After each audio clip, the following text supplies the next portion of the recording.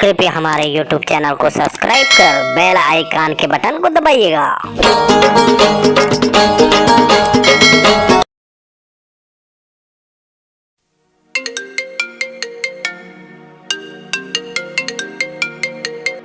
Hello. हाँ रानी, किशन बोलत हूँ। अरे तय का बार अभी फोन लगाया है? मोर पति अभी घर में ही। अरे सुना, तुझसे जरूरी बात करना है। अरे नहीं नहीं नहीं रखा तो अभी वो घर में हवा है। अरे सुन तो।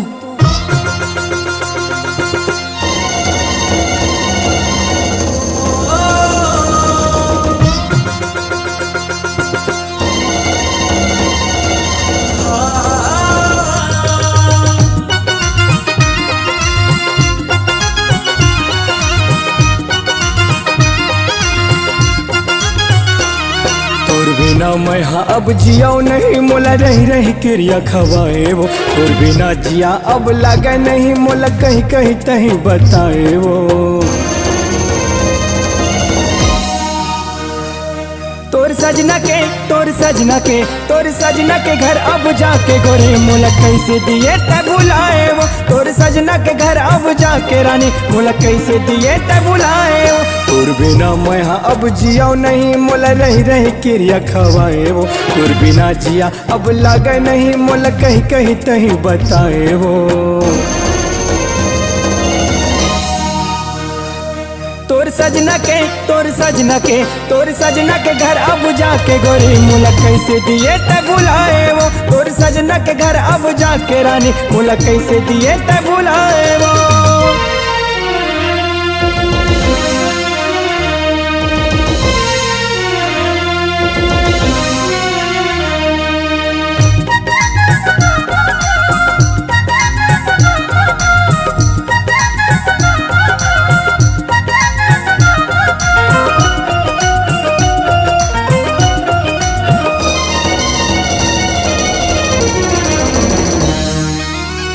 कैसे माया तोरे मोर बरसिरोगे वो, छाती मगोरी ते बन मारे वो। कैसे कहो तोला करोगे है मोला, अब तो नैना मत ही समागे वो।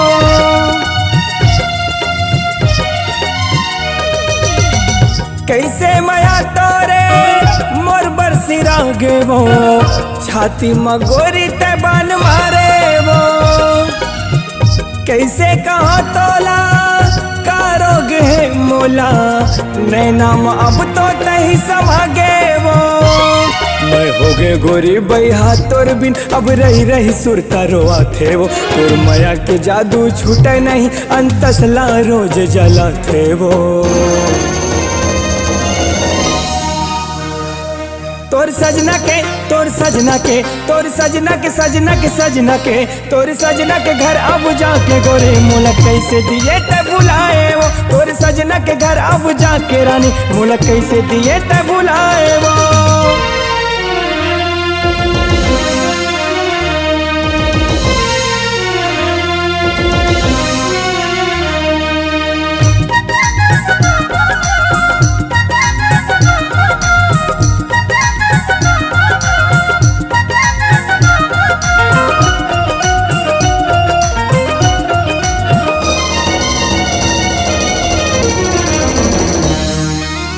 दगाबाज है टूरी दिल में चले छुरी, अब तो जिया मोरे घबराते वो। कुछ पल के दूरी है सुन लेना गोरी रे, होगे कार्य तो लाते हैं बता दे वो।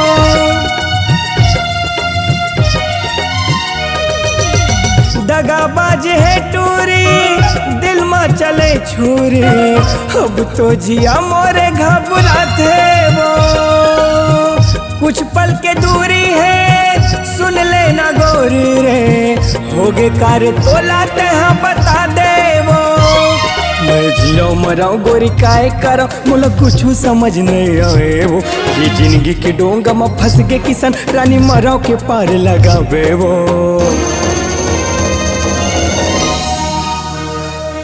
तोर सजना के तोर सजना के तोर सजना के सजना के सजना के तोर सजना के घर अब जाके रानी मोल कैसे दिए त बुलाए वो तोर सजना के घर अब जाके गोरी मोल कैसे दिए त बुलाए वो तोर बिना मैं हाँ अब जियो नहीं मोल रही रही क्रिया खवाए वो तोर बिना जिया अब लागे नहीं मोल कहीं कहीं तही बताए वो